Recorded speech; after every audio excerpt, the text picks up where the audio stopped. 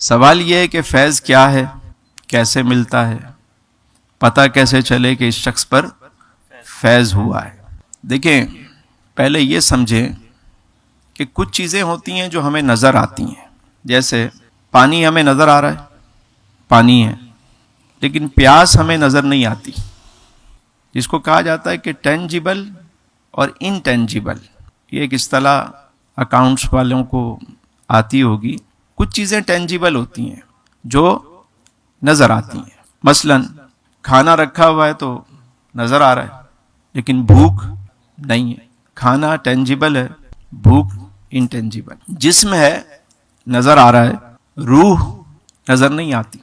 مال ہے، نظر آ رہا ہے. برکت جو ہے وہ بظاہر نظر نہیں آتی، کہ کوئی ایسی چیز نہیں کہ میں کہوں جی یہ برکت ہے. دو طرح کی چیزیں ہیں. ایک چیز وہ ہے کہ جو نظر آتی ہے، اور ایک وہ ہے جو نظر نہیں آتی. تو فیض کا معاملہ بھی یہی ہے کہ بظاہر کوئی ایسی چیز نہیں ہے کہ میں کہوں یہ اٹھا کے لے لیں اور یہ فیض ہے. ہاں یہ ضرور ہے کہ جس پہ فیض ہوتا ہے وہ نظر ضرور آتا ہے، محسوس ضرور ہوتا ہے، لوگوں کو پتہ چل جاتا ہے کہ اس پہ کرم ہے بھائی. اب سوال یہ ہے کہ فیض ہوتا کیسے ہے، ملتا کس کو ہے؟ پہلی بات تو یہ ہے جو فیض کے لیے جائے تو اسے تو بڑی مشکل سے ملتا ہے. کہ کوئی گیا کہ یار میں جاؤں اور جا کر بیٹھوں بس مجھے یہ چیز فوراً مل جائے، تو ایسے تو فیض نہیں ملتا. پھر ملتا کیسے ہے؟ فیض ملتا ہے، یاد رکھیے گا، یہ بڑی اہم بات ہے، اسے ہمیشہ اپنے ذہن میں رکھیے گا. جس کا بھی فیض پانا چاہتے ہیں نا آپ، جس سے فیض حاصل کرنا چاہتے ہیں، تو طریقہ ایک ہی ہے. فیض ملتا ہے محبت سے، فیض ملتا ہے عقیدت سے، فیض ملتا ہے ادب سے. جتنی محبت آپ کی بڑھتی چلی جائے گی، اٹھنا بیٹھنا سونا جاگنا جب اسی تصور میں آپ کا شروع ہو جائے گا تو فیض ملنا آپ کو شروع ہو جائے گا. یعنی آپ کی ایک کائنات ہے، وہ ذاتی کائنات بھی ہو سکتی ہے، مخفی کائنات بھی ہے آپ کی، مالی کائنات بھی ہے آپ کی، ہے نا. ایک کائنات آپ کی ہے کہ جو آپ کے اختیار میں جو چیزیں ہیں، علم ہے، خیال ہے، مال ہے، ساری چیزیں.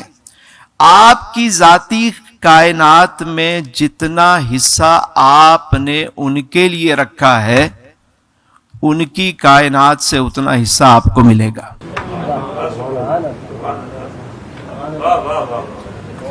دیکھیں، فیض کسی سے بھی مل سکتا ہے، ماں باپ سے فیض مل سکتا ہے.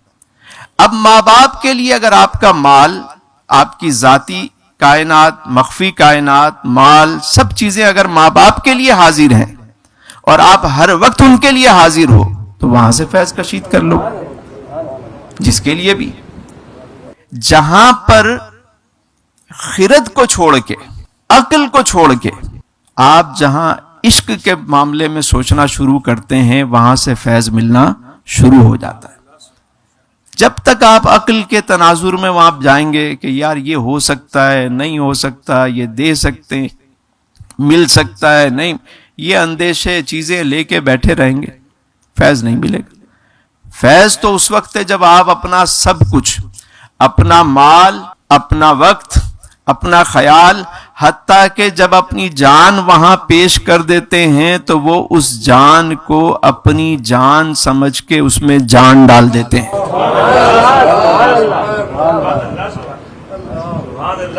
شاید مشکل بات ہو، لیکن ہے یہی. اچھا، فیض کسی پر ہو جائے تو ظاہر کیسے ہوتا ہے؟ تو پتہ یوں چلے گا کہ اس کے اندیشے کم ہونا شروع ہو جائیں گے، اس کی فکر ختم ہونا شروع ہو جائے گی.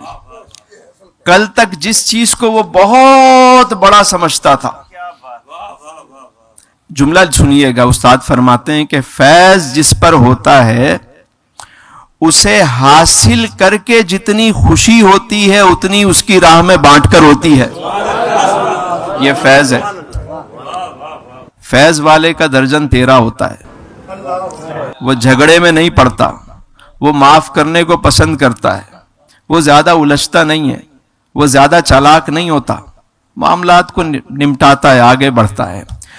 جس پر فیض ہوتا ہے وہ مخلوق کا شکوہ خالق سے نہیں کرتا اور خالق کا شکوہ مخلوق سے نہیں کرتا. تکبیر، نعرہ رسالت۔ ہم کہہ رہے ہوتے ہیں نا یار دیکھو ہمارے ساتھ معاملہ، مخلوق کے سامنے خالق کا شکوہ نہیں کرے گا، اور خالق سے اس کی مخلوق کا شکوہ نہیں کرے گا، کیونکہ جس نے آپ کو بنایا ہے اس نے اس کو بھی بنایا ہے، جس کو آپ اپنا دشمن سمجھ رہے ہیں اس کے لیے بھی تو کوئی دعا کر رہا ہے، وہ بھی تو کسی کی آنکھوں کا نور ہے۔ تخلیق کرنے والا تو ایک ہی ہے، اور مصور سے جب آپ اس کی تخلیق کی برائی کریں گے تو آپ کو انعام ملے گا۔ تو جس پہ کرم ہوتا ہے، فیض ہوتا ہے، وہ مخلوق کا شکوہ خالق سے نہیں کرتا، اور خالق کا شکوہ مخلوق سے نہیں کرتا۔ یہ سب سے اہم بات ہے۔ جس پر فیض ہوگا اس کے دل سے خوف ختم ہو جائے گا۔ لا خوف علیہم ولا ہم سمجھتے ہیں کہ جس پر فیض ہو گیا وہ دولت میں کھیلنا شروع کر دیتا ہے۔